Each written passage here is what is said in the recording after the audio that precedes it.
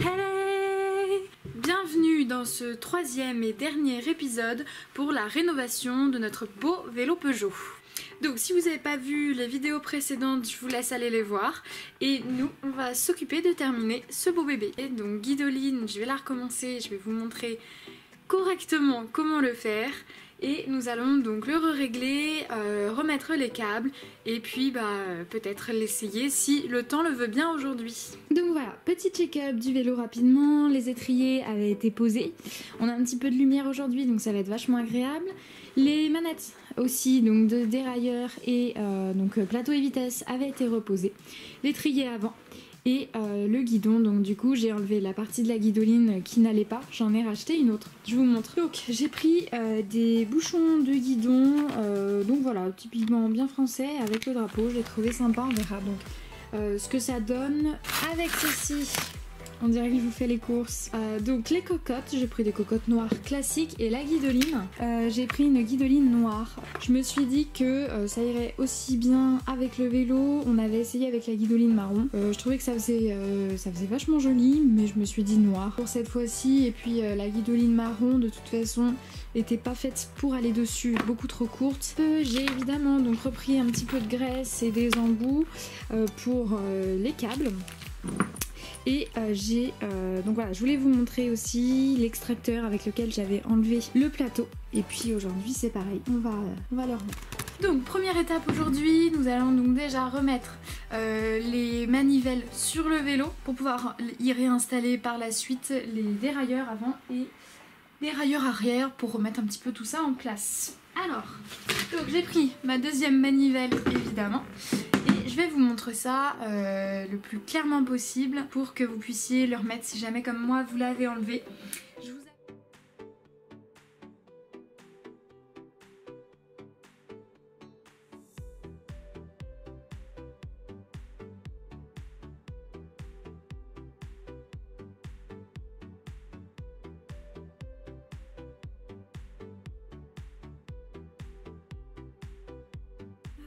Donc voilà pour le pédalier. Après le plus important c'est de toujours bien vérifier si vous n'avez pas de jeu dedans. Donc vous regardez simplement, donc moi j'ai remis le petit cache, hein, c'était juste un cache à visser. Donc bien, ne pas oublier de bien graisser quand vous remettez donc la vis pour faire tenir la manivelle. Puis de hop, donc là vous voyez, elle tourne comme ça, mais voilà, il faut pas qu'il y ait de jeu, on va dire, entre le cadre et les plateaux.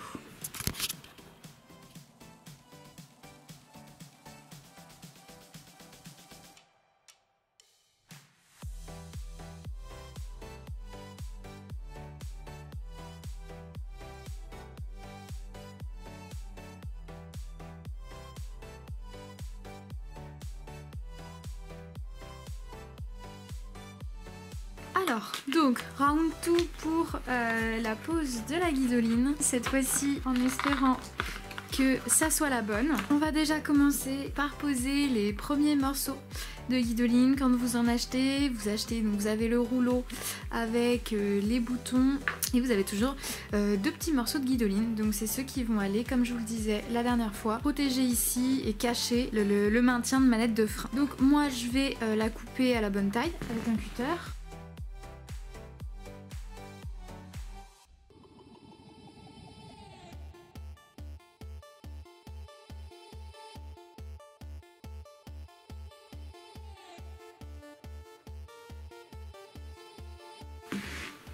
Et donc ensuite, hop, je prends mon rouleau comme la dernière fois. Donc vous posez ici, vous laissez un petit peu dépasser de ce côté-ci. Donc vous ne collez pas, hop, on va dire, ras les pâquerettes. Vous laissez un tout petit peu dépasser et dépasser de façon à qu'on puisse ensuite le plier. Vous voyez, le bloquer avec le bouchon de guidon. Donc ça, ce sera l'étape d'après. De toute façon, je vais vous le montrer. C'est parti.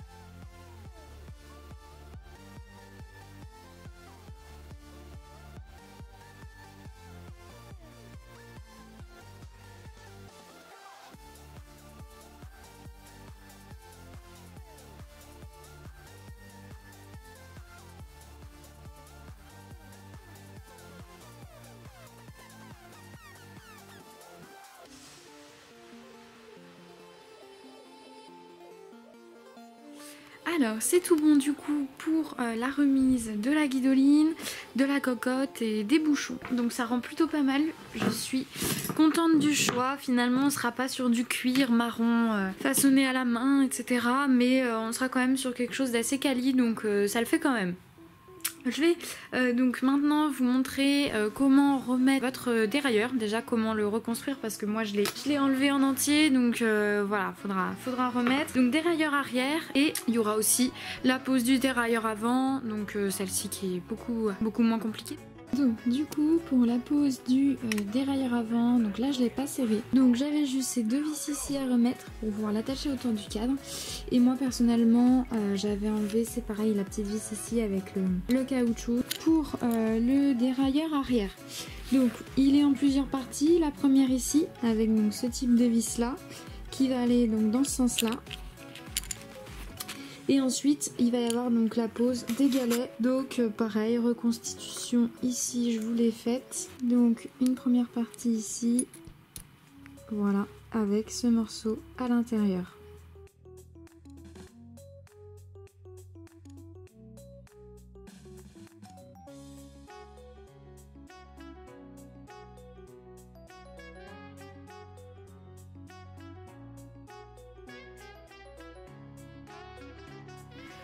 Alors j'ai nettoyé les roues, j'ai fini de monter du coup ce qui allait dessus, donc là on va faire le câblage ensemble. Donc j'avais les roues en fait à nettoyer, que j'avais complètement zappé de nettoyer, mais c'est le même principe que le reste, je l'ai fait avec le laine d'acier et puis le water pour faire briller. Pour les pneus, les rendre un petit peu plus propres, puisque c'est des pneus récents donc je vais pas les changer. Et donc pour les pneus, pour leur redonner un petit coup d'éclat, je les fais au liquide vaisselle. Donc je vais vous montrer déjà moi les gaines que j'ai choisies et ce que ça donne avec les roues sur le vélo, et on va faire ça ensemble. Hop.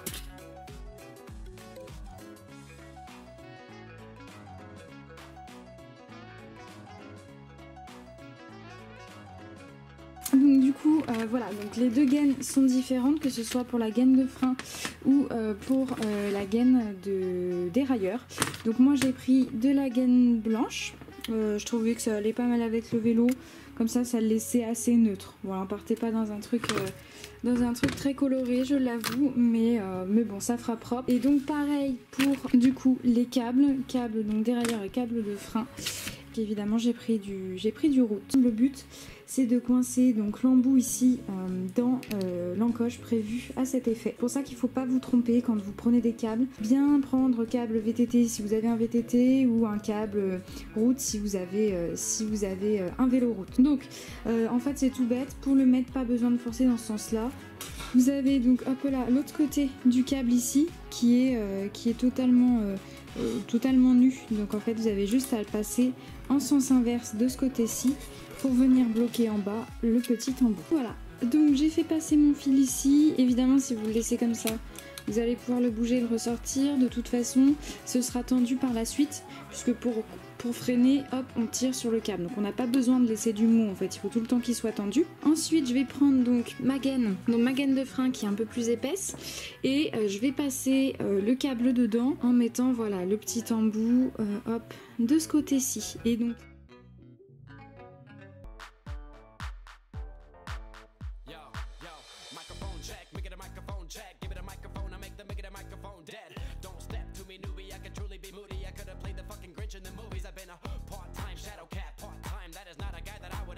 try to battle rap, snap, crackle, pop, mind fried to a crisp, make an MC into a wide-eyed lunatic.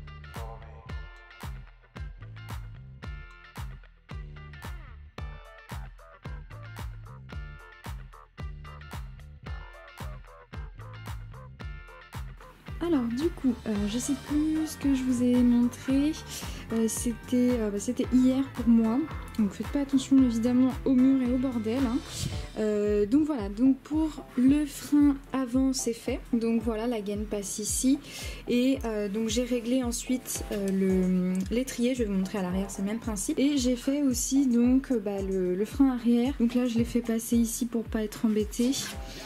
J'ai mis donc un petit embout de gaine, hop, ici et ici. Et donc voilà, la gaine ensuite, elle arrive donc à l'étrier, au niveau de l'étrier. Donc là, vous avez sur ceux-là, si vous avez les mêmes que moi sur votre vélo, ça va être donc les vis, les butées qui vont permettre en fait de tendre ou de détendre un petit peu le câble. Voilà, donc sur les vélos modernes, la vis en fait de tension de câble, elle est au niveau souvent des manettes de frein. Donc voilà ce que ça donne. Je l'ai donc fait passer dans la petite butée comme je vous disais, et ensuite dans la vis ici que j'ai resserrée qui va venir bloquer le câble, en mettant du coup un petit embout de câble qui est souvent dans les paquets quand vous achetez votre câble. Pour régler donc l'étrier, vous avez juste à venir prendre votre mâchoire, à la serrer, à choisir en fait la largeur que vous souhaitez entre votre jante et le patin de frein. Vous tendez le câble à ce niveau-ci et vous serrez tout en gardant l'étrier, la mâchoire serrée de la façon dont vous le souhaitez. Et normalement quand vous relâchez, il n'y a plus de soucis. Et c'est réglé. Donc de la même manière que pour le câble de frein arrière, le câble va arriver donc ici du coup en partant de la manette, donc vous le mettez bien dans ce sens là, vous le faites passer ici et on va venir en fait mettre une gaine de là, hop, jusqu'ici, qui va pouvoir protéger en fait le câble à l'arrière, voilà, de tout ce que, de la route, des petites poussières et de tout ce qui va aller avec. On va donc arrêter la gaine ici, on va faire passer le câble à nu de ce côté-ci et remettre une gaine partant de cet embout là, hop, jusqu'à la fin du dérailleur. Donc de la même façon que pour l'autre câble, voilà, donc hop, pour les plateaux, j'ai mis de la gaine ici, et puis là, en fait, pas besoin d'un bout de gaine puisque la gaine va directement se loger en fait dans la petite vis ici qui est faite pour. Et donc pour les dérailleurs avant, voilà, le câble va vers le haut, donc vous finissez vers le haut. Et pour l'arrière, du coup, bon, c'est bon, hop, c'est pareil avec la gaine, hop, qui passe ici. Donc on commence bien sur la plus petite vitesse et on regarde la manière dont ça passe. Premièrement déjà, le but c'est que voilà, comme un vélo classique, se fasse pas trop de bruit, puis ça passe les vitesses tranquillement.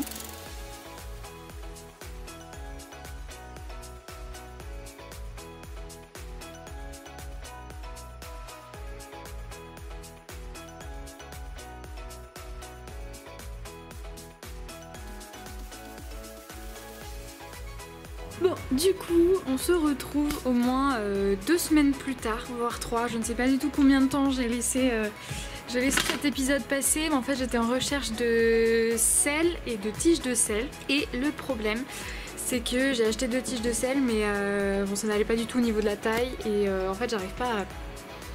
Je ne sais pas comment retrouver la bonne taille, donc j'ai trouvé une tige qui va, c'est le principal, mais il n'y aura pas une super belle selle, donc c'est pas grave.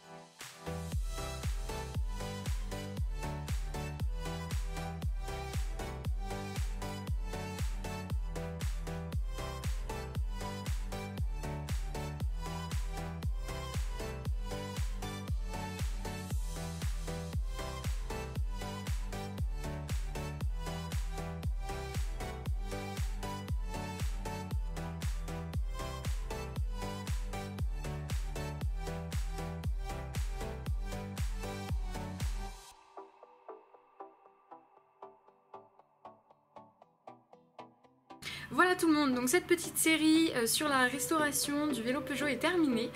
J'espère qu'elle vous aura plu. N'hésitez pas à me dire en commentaire si vous trouvez que le vélo a été correctement retapé. Si vous le trouvez sympa, moi je vais essayer de retrouver une image du vélo avant la restauration pour vous faire un avant-après si je peux, pour qu'on voit vraiment la différence. N'hésitez pas à vous abonner à la chaîne. Il y a d'autres vidéos qui arriveront donc prochainement, un petit peu moins parlantes, plus rapides, avec de nouvelles restaurations. N'hésitez pas à mettre un petit pouce si vous avez aimé la vidéo et moi je vous dis à la prochaine pour de nouvelles restaurations. Bye!